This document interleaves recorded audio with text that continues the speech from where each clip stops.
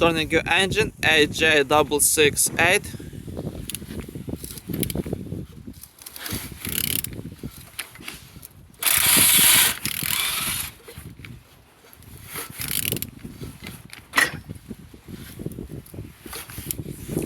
Turning good, all compressions complete.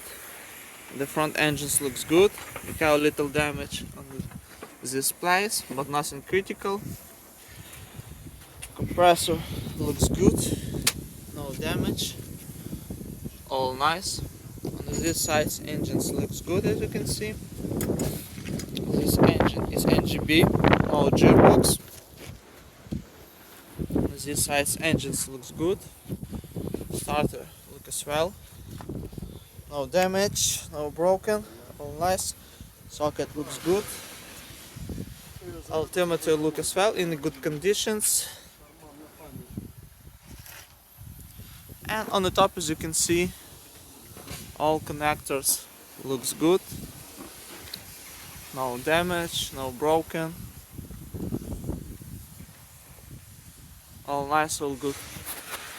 And on the bottom, no cracks, no leaks, no damage.